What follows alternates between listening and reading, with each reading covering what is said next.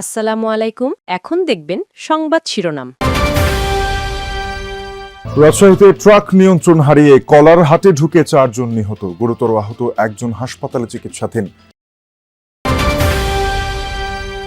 জন্ম নিবন্ধন সার্ভারে স্বয়ংক্রিয়ভাবে যাচাই করা যায় না এনআইডি, সুযোগ নিচ্ছে অসাধু জনপ্রতিনিধিরা। সুনামগঞ্জে 11 বছরের শিশুকে বিয়ে দেয়া হলো। সারা দেশে চলছে নতুন শিক্ষাবর্ষের পাঠ্য বই বিতরণ। উচ্ছ্বসিত শিক্ষার্থী ও অভিভাবকরা 15 জানুয়ারির মধ্যে শতভাগ ছাত্রছাত্রীর হাতে বই পৌঁছানোর প্রত্যাশা। সংকট কাটিয়ে নতুন বছরে ঘুরে দাঁড়াবে বাংলাদেশ, প্রত্যাশা মানুষের। রাজনীতি অর্থনীতির টানাপোড়েন কাটিয়ে মানবিক রাষ্ট্র গড়ার আহ্বান। এতক্ষণ দেখছিলেন সংবাদ শিরোনাম, এখন দেখবেন বিস্তারিত। রাজশাহী থেকে নাটোরগামী বালুবাহী ট্রাক নিয়ন্ত্রণ হারিয়ে বাজারে ঢুকে পড়ার ঘটনায় 4 জন নিহত হয়েছেন। সকাল 7:30টার দিকে পুঠিয়ার জলমলিয়া বাজারে এ দুর্ঘটনা ঘটে। ফায়ার সার্ভিস জানায়, বালুবাহী ট্রাকটি রাজশাহী থেকে যাচ্ছিল নাটোর। এ সময় নিয়ন্ত্রণ হারিয়ে রাস্তার পাশে বসা কলার হাটে গিয়ে উল্টে পড়ে। ট্রাক চাপায় ঘটনাস্থলেই প্রাণ হারান 4 জন। একজনকে গুরুতর অবস্থায় উদ্ধার করে রাজশাহী মেডিকেলে পাঠানো হয়েছে। মরদেহগুলো পরিবারের কাছে হস্তান্তর করা হয়। পুলিশ জানায়, নিহতরা সবাই কলা ব্যবসায়ী। ঘাতক ট্রাকটি জব্দ করা হলেও পালিয়েছে চালক। শব্দ হলে দৌড় মারে আসে দেখি এই ঘটনা। তার পাশে এখানে মনে করেন 3 জন চেঁচা খায় আছে, চাকার সাথে চেঁচা খায় আছে, এখন ক্যাবিনের ভিতরে আছে, আর 2 জন বালুর ভিতরে তোলা হয়েছে। একজনকে দেখছিলাম মাথার চেপটা লাগে, এগুলো কিছু ওদের চেনার মতো কোনো পরিস্থিতি ছিল না। বালুবাহী ট্রাক রাজশাহী থেকে নাটোরগামী পথে ছিল, সম্ভবত অন্য কোনো গাড়িকে সাইড দিতে যে হোক এরকম সে নিজের নিয়ন্ত্রণ হারিয়ে পড়ে উল্টে যায়। স্পটে 3টা মৃতদেহ পাওয়া গেছে। মৃত 4 জনের মরদেহ পুলিশ উদ্ধার করে 4 জন পরিবারের কিন্তু যে লাশগুলো হস্তান্তর করা হয়েছে। এবং আমি রয়েছি এই কলা ব্যবসায়ী যিনি ছিলেন মুনকের, তার বাসায়। এখানে একটু দেখাই যে লাশ আনার পরেই আসলে স্বজনদের যে আহাজারি সেটি শুরু হয়েছে। পাড়া প্রতিবেশী আত্মীয় স্বজন তারা দেখতে আসছে, এবং পুলিশ যেমনটি বলছে যে মৃতদের স্বজনদের কাছে লাশ হস্তান্তর করার পরে এই তাদের যে ঘাতক ট্রাক, সেই ঘাতক ট্রাকের যারা সংশ্লিষ্ট ড্রাইভার সহ তাদের ধরতে কাজ চলছে। এবং এই ঘটনায় থানায় একটু অপমৃত্যুর মামলা করা হয়েছে, এবং পরিবার চাইলে আসলে নিয়মিত যে মামলা সেটিও নেওয়া হবে। তবে এই মুনকেরের বাসায় আমরা এসেছি, তাদের পরিবারের সাথে, তার স্ত্রীর সাথে আমার কথা হয়েছে। তারা বলছেন যে তারা কোনো মামলা করতে চান না, এবং তার লাশটি বিকেলে কিন্তু দাফন করা হবে। ভুয়া পরিচয়পত্র দিয়ে অনলাইনে সহজেই মিলছে জন্ম নিবন্ধন। কারণ জন্ম নিবন্ধন সার্ভারে স্বয়ংক্রিয়ভাবে এনআইডি যাচাই বাছাই করা যায় না। সেই সুযোগ নিচ্ছেন অসাধু জনপ্রতিনিধিরা। সম্প্রতি সুনামগঞ্জে ভুয়া এনআইডি দিয়ে 11 বছরের এক শিশুর জন্ম নিবন্ধন তৈরি করা হয়। বয়স বাড়িয়ে বানানো নিবন্ধন দিয়ে বিয়ের পিঁড়িতে বসানো হয় শিশুটিকে। পরিবার মামলা করলে বিষয়টি জানাজানি হয়। যে বয়সে দুরন্তপনায় বেড়ে ওঠার কথা, সেই সময় সুনামগঞ্জের মাইজবাড়ি সরকারি প্রাথমিক বিদ্যালয়ের এক ছাত্রীকে বসতে হয়েছে বিয়ের পিঁড়িতে।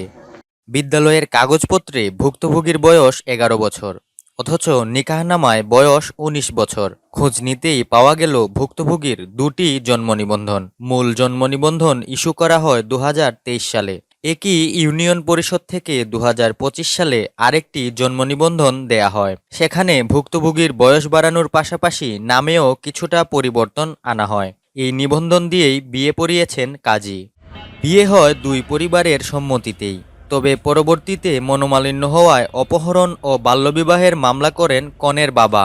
এরপরই বিষয়টি জানাজানি হয়। বরকে গ্রেফতারও করে পুলিশ। কনের বাবার অভিযোগ, বরের পরিবারই ভুক্তভোগীর ভুয়া জন্ম নিবন্ধন তৈরি করে। যেটা কথা ছিল এটা দেওয়ার কথা ছিল, দিছে না দেওয়ার কারণে পরবর্তী স্টেপে মানে দানাও হতে হইলে আমরা পক্ষে তো সম্ভব, আমরা পারতেছি না। এখন যেটা করে সেটা কর। এখন রংপুর জেলা স্কুলের যে দ্বিতীয় শিফট আছে, সেই দ্বিতীয় শিফটের যে বইগুলো দেওয়ার কার্যক্রম চলছে। আমি এর আগের বুলেটিনেও বলেছিলাম যে এবার তো আনুষ্ঠানিকভাবে কোনো দেয়া হচ্ছে না, তবে ক্লাসের ভিতরে দেয়া হচ্ছে, এবং সেই বিতরণের কার্যক্রমটি এখন ক্লাসের মধ্যে চলছে। বাচ্চারা এখনো বের হয়নি। আর যে তথ্যটি আপনি জানতে চেয়েছেন যে কেউ কোনো বই বাদ পড়েছে কিনা, রংপুর জেলা স্কুলের প্রধান শিক্ষক জনাব আবুল কালাম আজাদ যেটি জানিয়েছেন যে ক্লাস 9-এর যে 6টি বই এসেছে এবং বাকি বই কয়টি আসেনি। তার ভাষায় হচ্ছে যে সেটি সে আরও হয়তো 7 দিন লেগে যাবে আরও বাকি যে বইগুলো আছে, আর অন্য যে ক্লাস আছে অর্থাৎ দ্বিতীয় শ্রেণী থেকে অষ্টম শ্রেণী পর্যন্ত সব বই এসেছে এবং সব বই পেয়েছেন। তবে কালার এবং কোনো বইয়ের অসঙ্গতির যে বিষয় আছে সেগুলো আমরা কথা বলেছিলাম, আমরা 9-এর একজনের সাথে কথা বলেছিলাম, 7 এবং 8-এর, তারা বলছেন যে সেরকম কোনো কিছু এই মুহূর্তে তাদের কাছে ধরা পড়েনি। তারা যেটা বলছে যে তারা বাসায় গিয়ে যখন পুরো বইটি ভালোভাবে দেখবেন তখন হয়তো এটার কোনো কোয়ারিজ আছে কিনা তারা বলতে পারবেন।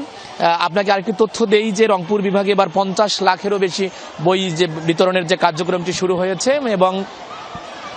এবং সেটি আগামী 1 সপ্তাহের মধ্যে সব জায়গায় বইগুলো পাবে এবং আজকে যারা আসেনি শীতের কারণে তারাও আগামীকাল বা তার পরশু তাদের 1 সপ্তাহ অবধি এই বিতরণ কার্যক্রমটি চলবে, সেটি জানিয়েছেন যে এখানকার যারা কর্তৃপক্ষ আছেন, বিভাগীয় যে কর্তৃপক্ষ আছেন এবং সংশ্লিষ্ট স্কুলের যারা আছেন তারা বলেছেন। সব সংকট কাটিয়ে নতুন বছরে ঘুরে দাঁড়াবে বাংলাদেশ, এমন প্রত্যাশা সাধারণ মানুষের। তারা বলছেন ভোটের এই বছর পথ দেখাবে স্থিতিশীল মানবিক পথ চলার। সেই সাথে গণ অভ্যুত্থানের পরও 2025 সালে যা হয়েছে তা নিয়ে হতাশা আছে। রাজনীতির পাশাপাশি অর্থনীতির টানাপোড়েন কাটবে, অস্থিরতাও কমবে বলে বিশ্বাস করতে চান। 5 আগস্ট 2024, জুলাই অভ্যুত্থানের পর আকাশ সমান পরিবর্তনের স্বপ্ন। সেই ইতিবাচক আশা নিয়ে 2025 শুরু হলেও তা কতটা মিটেছে বড় প্রশ্ন বছর শেষে। বিশেষ করে রাজনীতির নামে হানাহানি, আইন শৃঙ্খলা পরিস্থিতি, একটা অংশের আইন নিজ হাতে তুলে নেওয়ার প্রবণতা বছর জুড়েই ছিল চোখে পড়ার মতো। ফলে ইতিবাচক বহু কিছু ছাপিয়ে এসব ঘটনা দাগ ফেলেছে জনমনে। সিকিউরিটি আমাদের একান্ত প্রয়োজন ভাই, আমাদের সিকিউরিটির খুব অভাব। মারামারি, ধরাধরি, রাস্তায় কেস হয়। এখনো যখন আমি কোনো পোস্ট দিই এই মোরাল পুলিশিং এর ব্যাপারটা থাকে, তো এটা একটা ভয়ের ব্যাপার। আমি কখন টার্গেট হব আমি নিজেও জানি না। টাকা পাচার, চাঁদাবাজি দৃশ্যমান না হলেও ব্যবসা বাণিজ্যে গতি আসেনি গেল 1 বছরে, বরং ছিল নানা চ্যালেঞ্জ। 13টা শোরুম থেকে আমার 2টা শোরুমে আমি চলে আসছি এবং আমি এগুলো রাখতে পারবো কিনা আগামী দিনে আই এম নট শিওর। মানুষের হাতে টাকা পয়সা কম মনে হয়, ব্যবসা বাণিজ্য সুবিধা না। ভোট গ্রহণ হবে 2026 সালের ফেব্রুয়ারি মাসের 12 তারিখ, রোজ বৃহস্পতিবার। নতুন বছর, ভোটের বছর। বহু বছর পর একটা ভালো ভোট হবে সে আশায় বুক বাঁধছে মানুষ। প্রত্যাশা একটাই, নির্বাচনের পর স্বাভাবিক হবে সবকিছু, গতি আসবে জীবনে, অর্থনীতিতেও, বন্ধ হবে সব ধরনের অস্থিরতাও। 2026টা একটি সুন্দর আবহ নিয়ে শুরু হবে এবং সেটা চলমান থাকবে। ল অ্যান্ড অর্ডার সিচুয়েশনের যে অবস্থা, এই কারণে আসলে নির্বাচনটা ইম্পর্টেন্ট। সুষ্ঠু নির্বাচন হওয়ার পর